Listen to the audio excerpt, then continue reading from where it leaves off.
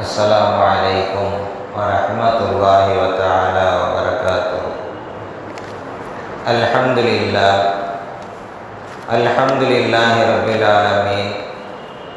Wassalatu wassalamu ala sayyidina Muhammadin wa ala alihi wa ashabihi ajma'in, amma ba'd. Faqad qala Allah subhanahu wa ta'ala fi kalamihi al-qadim wal furqanil majid. A'udzu billahi minasy syaithanir rajim. Bismillahir rahim. Ya ayyuhan nasu qad ja'atukum maw'izatun min rabbikum wa shifaa'un lima fis sudur wa hudan wa rahmatun lil mu'minin. Shadaqallahul azim. Subhanaka la ilma lana illa ma 'allamtana innaka antal alimul hakim. Rabbi shrah li sadri wa yassir li amri wahlul 'uqdatam min lisani yafqahu qawli.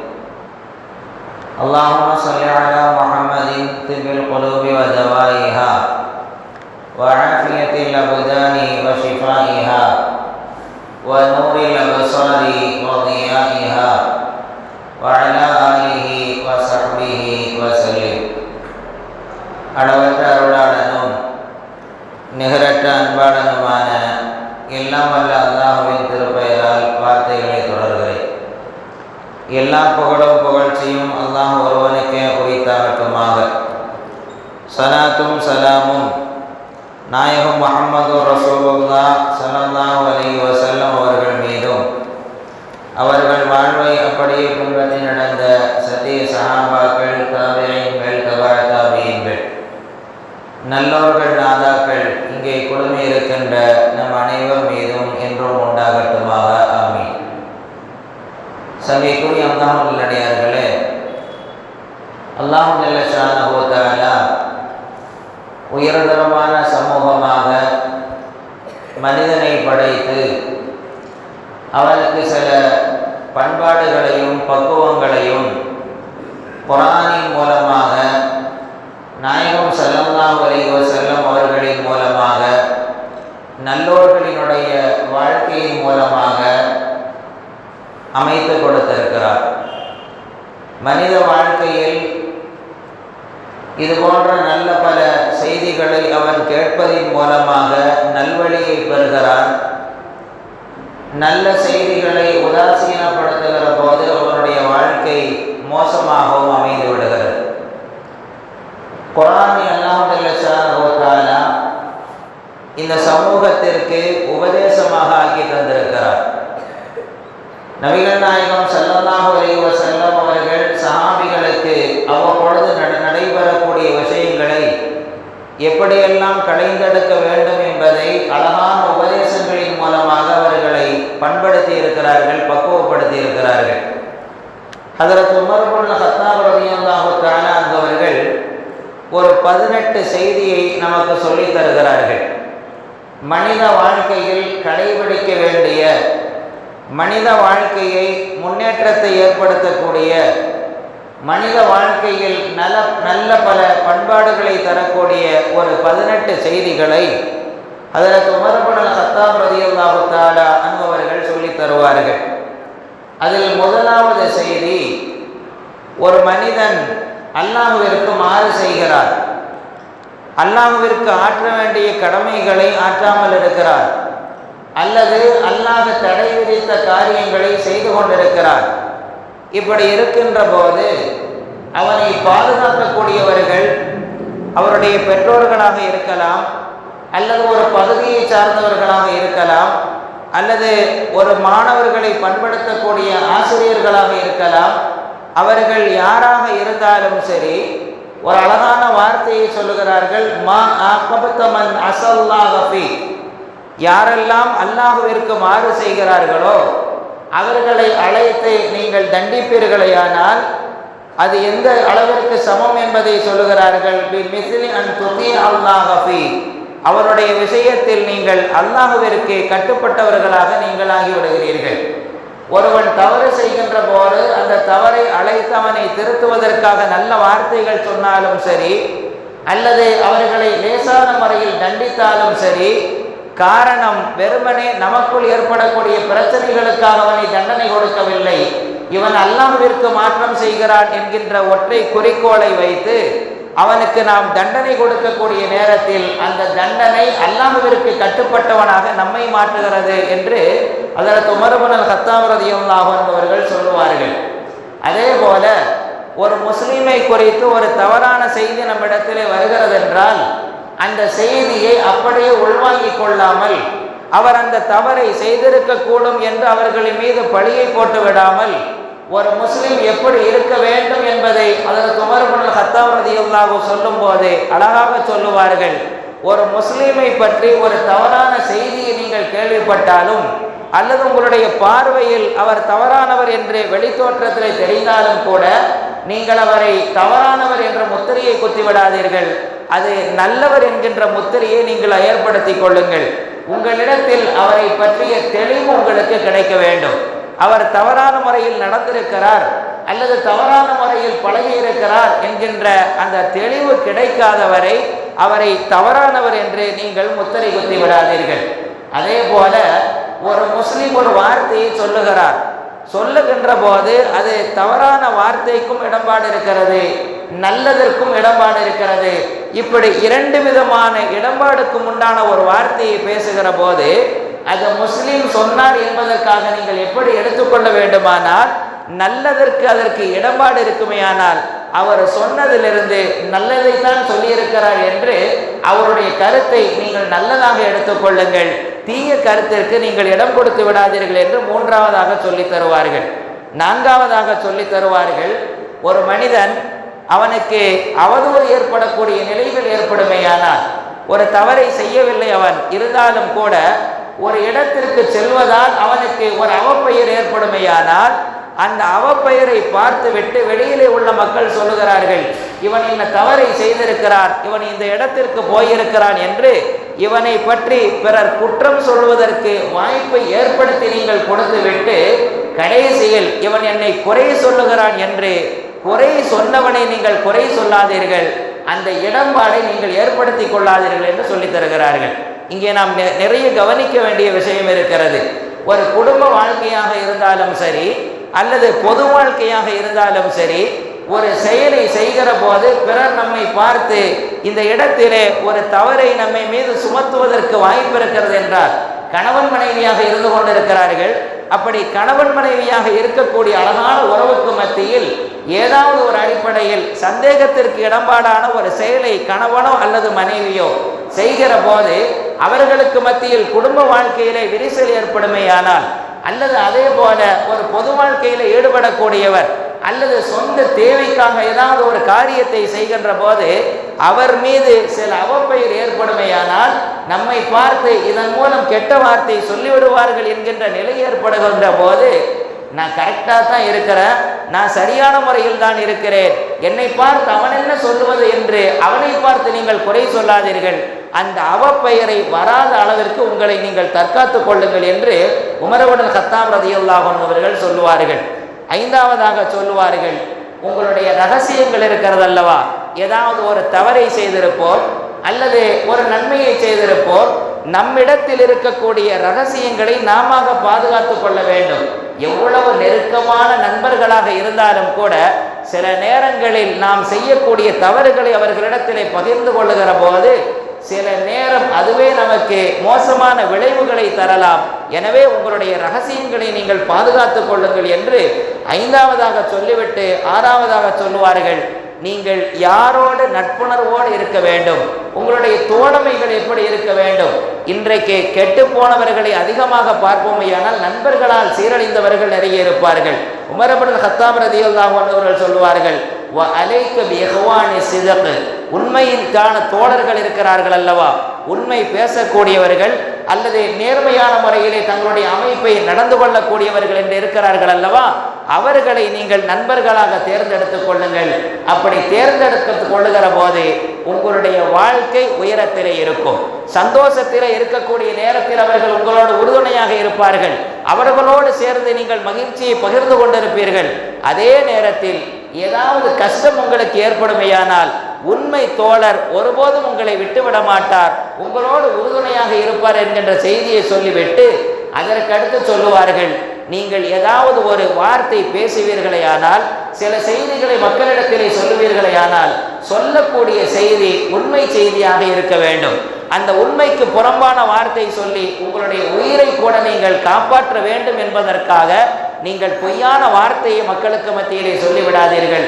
உயிரே போனாலும் சரி, உண்மையிலிருந்து நீங்கள் விலகி கொள்ளாதீர்கள் என்று சொல்லிவிட்டு தேவையற்ற விஷயங்களில் நீங்கள் தலையிட்டு கொள்ளாதீர்கள்.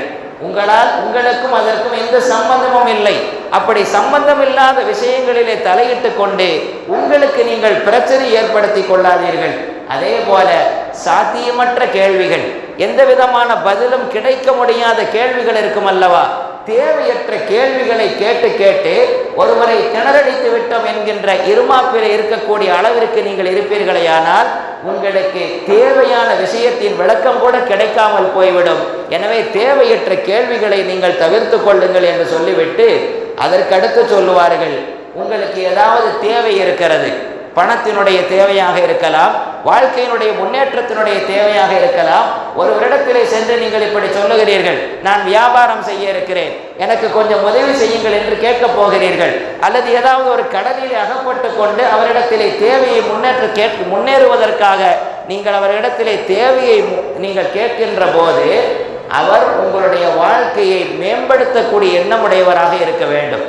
நம்ம போய் கேட்ட உடனே ஏதாவது ஒன்று நம்ம உதவி என்று கேட்டதற்கு பின்னால், நீ எப்போ அதை செய்ய போகிற, அதில் எத்தனையோ பேர் இப்படிலாம் வியாபாரம் தொடங்கி அவங்கெல்லாம் நாசமாக போயிட்டாங்க, நீங்கள் இந்த வியாபாரத்தையா செய்ய போகிற, அல்லது இந்த காரியத்தையா செய்ய போகிறா என்று உங்களுடைய வாழ்க்கையினுடைய முன்னேற்றத்திற்கு யாரெல்லாம் தடையாக இருப்பார்களோ அவர்களிடத்தில் தயவு செய்து உங்களுடைய தேவையை போய் நீங்கள் கேட்டு விடாதீர்கள். அதே போல சொல்லி தருவார்கள், கஷ்டமான சூழ்நிலை ஏற்பட்டாலும் கூட ஒரு காரியத்தை நீங்கள் நிரூபணம் செய்வதற்கு, நீங்கள் உத்தமன் என்று நிரூபணம் செய்வதற்கோ அல்லது அதிலிருந்து தப்பித்துக் கொள்வதற்காகவோ பொய் சத்தியத்தை நீங்கள் ஒருபோதும் செய்து விடாதீர்கள். பொய் சத்தியம் செய்து உங்களை நல்லவர் என்று நிரூபிப்பதற்கு இந்த இடத்திலே நீங்கள் தலைப்படுவீர்களே ஆனால் ஏதாவது ஒரு சந்தர்ப்பத்தில் அல்லாஹ் ஜல்ல ஷானஹு தஆலா உங்களை அழித்தே தருவார். பொய் சத்தியம் மிக மோசமானது. எனவே பொய் சத்தியத்தில் ஈடுபடாதீர்கள் என்று சொல்லிவிட்டு அடுத்து சொல்லுவார்கள், வலா தஸ்ஹபில் ஃபுஜ்ஜார், எந்த காலகட்டத்திலும் தீய நண்பர்களோடு சேர்ந்து கொள்ளாதீர்கள்.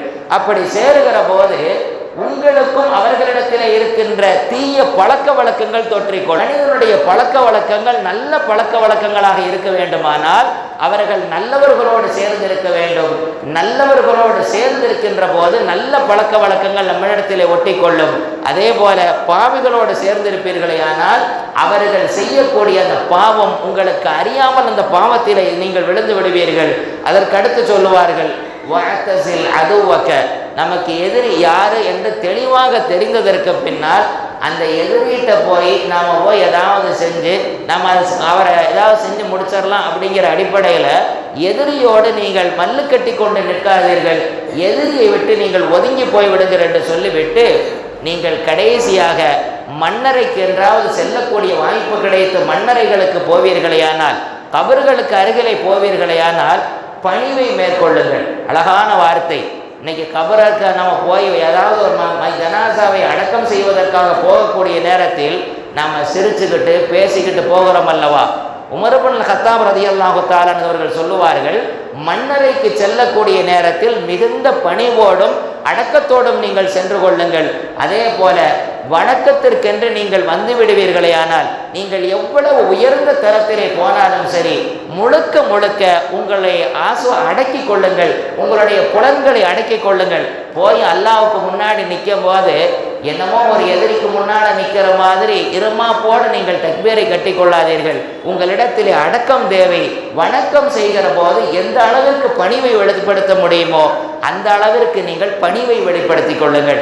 அடுத்ததாக சொல்லுவார்கள், ஒரு பாவம் செய்யக்கூடிய நேரத்தில் பாவத்தினுடைய சிந்தனை வந்தாலும் சரி அல்லது பாவத்தை செய்வதற்குண்டான வாய்ப்புகள் கிடைத்தாலும் சரி, எப்படியாவது அந்த பாவத்தை உங்களிடத்திலிருந்து அடக்கி கொள்ள வேண்டும் என்று அந்த பாவத்தை நீங்கள் அடக்கிக் கொள்வதற்கு நீங்கள் முயற்சி செய்யுங்கள். தப்பித்தவறி பாவத்திலே விழுவதற்குண்டான ஏற்பாட்டை நீங்கள் செய்து கொள்ளாதீர்கள் என்று சொல்லிவிட்டு ஒரு ஆலோசனை யாரிடத்திலாவது கேட்பீர்களேயானால், உங்கள் வாழ்க்கையில் முன்னேற வேண்டும் என்று நமக்கு ஐடியா தெரியலை, அதை எப்படி செயல்படுத்த வேண்டும் என்று தெரியவில்லை, இன்னொரு இடத்திலே ஆலோசனை கேட்டுத்தான் அந்த காரியத்தை நடத்த வேண்டி இருக்கிறது என்றால், நீங்கள் அந்த ஆலோசனை கேட்கக்கூடிய நேரத்தில் நீங்கள் யாரிடத்திலே கேட்க வேண்டுமானால் அல்லாஹ்வினுடைய அச்சப்பாட்டில் இருக்கிறார்கள் அல்லவா, அந்த நல்லோர்களிடத்திலே நீங்கள் ஆலோசனை கேட்கக்கூடிய நேரத்தில் உங்களுடைய வாழ்க்கை செழிப்பாக இருக்கும் என்று 18 செய்திகளை நமக்கும் மறுபன் ஹத்தாம் ரலியல்லாஹு தஆலா அவர்கள் சொல்லித் தருவார்கள். வாழ்க்கையில் முன்னேற வேண்டுமானால் நம்முடைய வாழ்க்கை எதெல்லாம் நல்லோர்கள் நமக்கு நல்ல பல விஷயங்களை கற்றுத் தந்திருக்கிறார்களோ அந்த வாழ்க்கையை கடைபிடிக்கிற நேரத்தில் அல்லாஹ் ஜல்ல ஷானஹு தஆலா அற்புதமான வாழ்க்கையை நமக்கு தந்திருக்கிறார். அதே போலதான் அபூதர் கிஃபாரி ரலியல்லாஹு தஆலா அவர்கள் நிறைய செய்தியை பெருமானாரிடத்தில் கேட்கிறார்கள். நிறைய செய்தி வருகிறது. ஒரு குறைவான செய்தியை மட்டும் நான் இப்பொழுது உங்களுக்கு சொல்லுகிறேன்.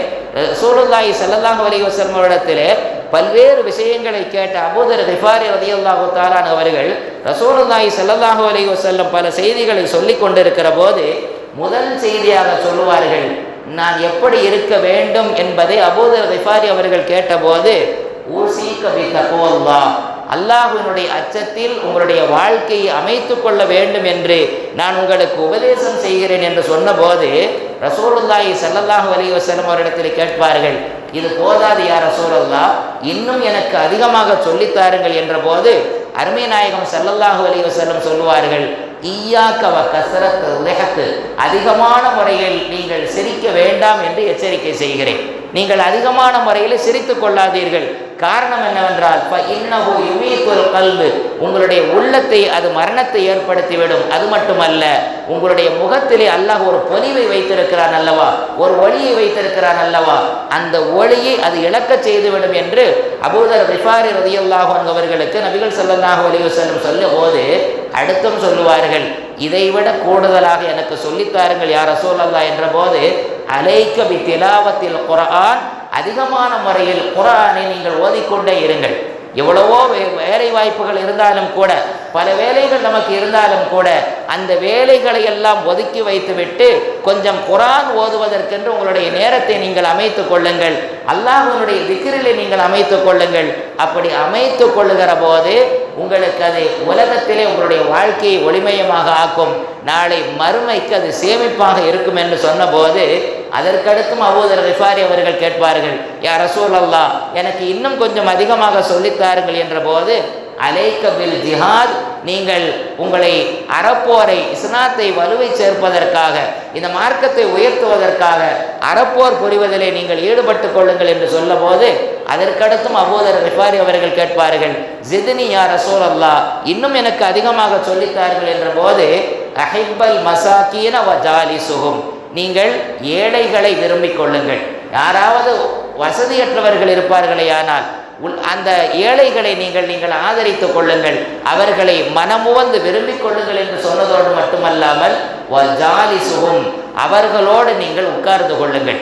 ஒரு ஏழைகளோடு உட்காரக்கூடிய நேரத்தில் தான் உங்களுக்கு அதனுடைய அருமை புரிய வரும். அல்லாஹ் நம்மை இவ்வளவு வசதியாகவும் வாழ வைத்திருக்கிறான் என்கின்ற அல்லாஹ்வினுடைய அருள் பாக்கியம் புரிய வேண்டுமானால் எப்பொழுதும் நீங்கள் ஏழைகளோ அமரக்கூடிய பழக்கத்தை ஏற்படுத்தி கொள்ளுங்கள் என்று சொன்னபோது இதை கேட்டுவிட்டு மீண்டும் கேட்பார்கள், இன்னும் கூடுதலாக எனக்கு சொல்லித்தாருங்கள் என்ற போது அருமை நாயகம் ஸல்லல்லாஹு அலைஹி வஸல்லம் சொல்லுவார்கள், உன்துர் இலா மஹுவ மன் தஹதக், உன்னை விட அந்தஸ்தில் யார் குறைவாக இருக்கிறானோ, வசதியிலே குறைவானவனாக இருக்கிறானோ, அவனை இந்த உலகத்தினுடைய பார்வையில் பார்க்கும்போது உன்னை விட தரம் தாழ்ந்து இருக்கக்கூடிய மனிதனை பார்த்தால்தான் உனக்கு அல்லாஹ் என்ன நியமத்தை செய்திருக்கிறான் என்கின்ற அந்த பாக்கியம் உனக்கு புரிய வரும். உன்னை விட வசதியில் கூடியிருப்பவனை பார்த்தாலோ, உன்னை விட அறிவில் கூடியிருப்பவனை பார்த்தாலோ உன்னுடைய மனநிலையில் எப்படி ஏற்பட்டுவிடும் தெரியுமா? நமக்கெல்லாம் இதெல்லாம் இல்லாமல் போய்விட்டதே என்ற ஏக்கம் ஏற்பட்டு போய்விடுவதற்கு வாய்ப்பு இருக்கிறது. எனவே வலா தந்தூர் இலா மன் ஹுவ ஃபௌகக், உனக்கு மேலே இருக்கிறவனை நீ பார்க்காதே, உன்னை விட கீழே இருப்பவரை பார்த்துக்கொள் என்று.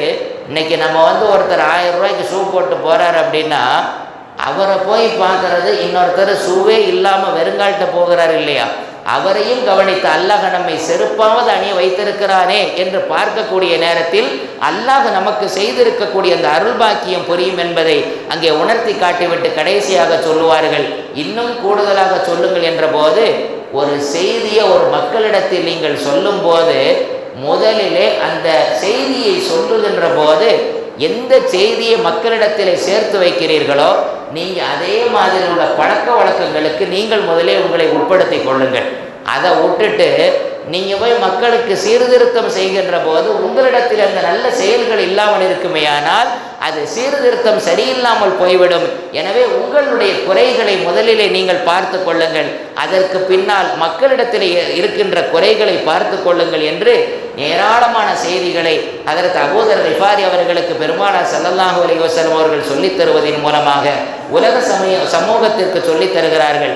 உங்களுடைய வாழ்க்கையில் இது போன்ற பல செய்திகளை கேட்க கேட்க அது உங்களுடைய உள்ளத்திலே ஒரு விதமான உந்துதலையும் பக்குவமாகக்கூடிய பாக்கியத்தையும் உங்களுக்கு கொடுக்கும் என்று நமக்கு அவர்கள் உணர்த்தி தருகிறார்கள். இல்லாமல் அல்லாஹ் ஜல்ல ஷானஹு வ தஆலா இது போன்ற நல்ல செய்திகளை கேட்கக்கூடிய நேரத்தில் அதை உணர்வுபூர்வமாக உணர்ந்து நம்முடைய வாழ்க்கையிலே செயலாற்றக்கூடிய நல்ல தௌஃபீக்கை அல்லாஹ் ஜல்ல ஷானஹு வ தஆலா நம் அத்தனை பேருக்கும் தந்தருள் புரிவானாக. ஆகிரு தாவானா அல்ஹம்துலில்லாஹி ரப்பில் ஆலமீன். வஸ்ஸலாமு அலைக்கும் வரஹ்மத்துல்லாஹி வபரகாத்துஹு.